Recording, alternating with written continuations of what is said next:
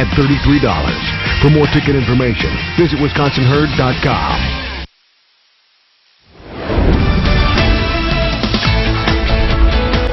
Coming up on NBC 26 today, firefighters battle a blaze overnight at a lumber business in Crivets, how crews struggled in the cold. And in De Pere, a space opening for the first time to the public for anyone who needs to warm up. We have all those details. Plus, what to do if your furnace gives out in the cold. Local law enforcement says what heating sources can put you and your family at risk. All right, good morning, everyone. It is so cold outside. It is hard to even describe how cold it is. It really is. And it's not that it's just cold. There's a really strong wind out there, too. So it just makes it that much worse. So when you go outside, this is just dangerous, okay? Wind chill warning in effect right now, the whole area. And it's going all through today, all through the night tonight until noon tomorrow. And even at noon tomorrow, it's not like it just magically warms up. It's still going to be bitterly cold out there. But speaking of which, this is the current temperature in Appleton, in the Fox Valley right now. It's 24 degrees below zero, and your wind chill is 52 degrees below zero, and with some of the wind gusts, it feels even colder than that. That's dangerous cold. The current temperature at Green Bay and Oconto is 19 below. There's Fond du Lac and Oshkosh. You're checking in with 23 below and 26 below in Wautoma. Let's factor in the winds. The sustained wind. It feels like 56 below in Wautoma, 47 below in Green Bay, 52 below in Sheboygan. Manitowoc, it feels like 50 below by you. And the forecast wind chills, if you're going out for lunch today, this is still some pretty dangerous cold. Wind chill between 32 and 40 below. So make that trip from your car right into the restaurant and back nice and quick. I don't know how anyone works in this. All right, here's a look at the wind gust forecast coming right out of the west all day. Some gusts over 30. So it's going to pick up that light, fluffy snow still and blow and drift it around, especially on the north-south roadways as we go right on into the evening as well. But any snow you'd see is just the blowing snow because it's not going to be falling out of the sky today. 7 below zero, that's going to be our high temperature this afternoon. We're going to keep around that gusty wind all day long. But shockingly enough, I have 40s on the 7-day planner. Brooke, I'll let you know when that gets here coming up.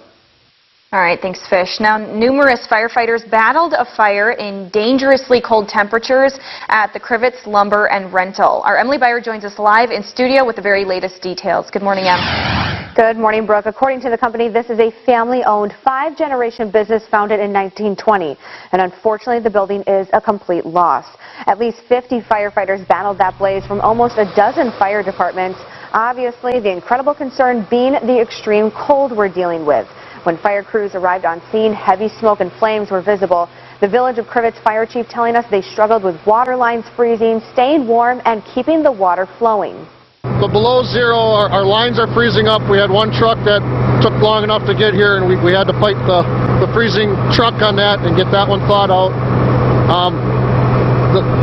The building itself, being a lumber company with lots of chemical paint and heavy fire load around it, was our biggest concern, to try and contain it into the one main building.